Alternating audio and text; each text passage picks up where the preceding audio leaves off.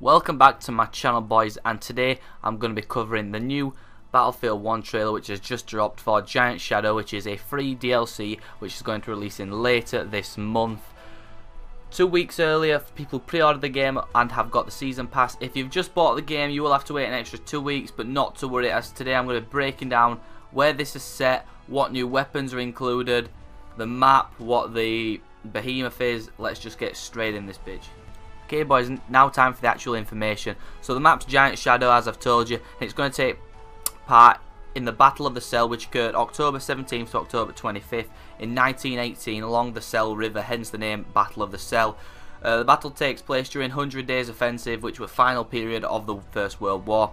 And it's going to find players moving along the trenches and up in. It's going to be really tight infantry as well as very big tank engagements, with the map being as wide open as it is. Now, when you first load into this map, you may recognise it from the single player mission Through Mud and Blood, which is the mission where you are part of the tank squadron patrolling through the villages, defending your tank against oncoming waves of tanks. Towards the end of the mission, where you find yourself in this village, huge open space, defending your tank against tons of oncoming waves of tanks, infantry. I believe there's even a train at one point.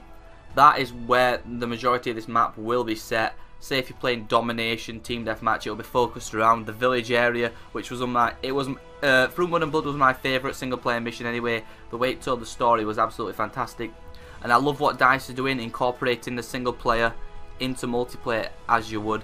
So it's not just some of the multiplayer maps.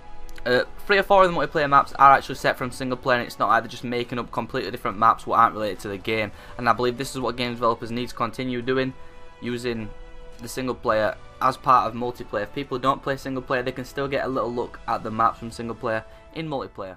For those of you who want to refresh your memory, I've got some gameplay for you in the background, which is of the single player mission Through Mud and Blood, and this is where I believe the main part of the Giant Shadow map will be set. So Domination, your team deathmatch would all be played around this small quarter, whereas operations will be spread out through the full, I would say not the full single player map, maybe half of the single player map, which will make operations fucking amazing on this map. I cannot wait personally to play Conquest.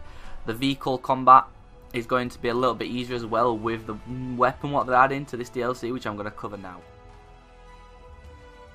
Okay guys, so here is the confirmation of the new weapon. It is going to be added onto the support class, and it is a grenade launcher. Now lots of people are losing their shit, they're going hysterical about this, saying it's not a World War I weapon, but if you do some research behind it, there was like experimental grenade launchers being made, and DICE have decided to take it a step further and incorporate it in the game, make it a hell of a lot of fun.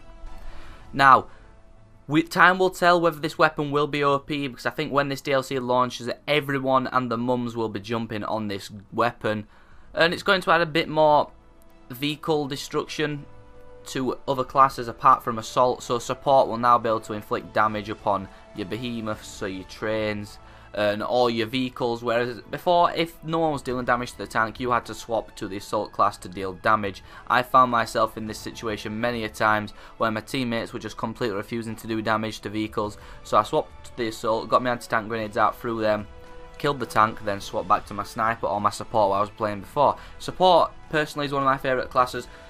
I love the heavy machine guns, so being able to use that, and then I'm guessing that you're going to lose either your med pack or your mortar. I'll be replacing the mortar with this grenade launcher. We'll find lots of people swapping back and forth from the mortar, but I personally can't wait to see how well this grenade launcher performs. I'll be doing a video on it as soon as the DLC does launch. I will get it a little bit earlier because I pre-ordered the game. Now the actual release date, this is what a lot of you have been waiting for. So early access, if you've got premium or pre-ordered the game, you'll be able to play it in 4 days, so my bad saying 2 weeks. You'll be able to play it on the 13th.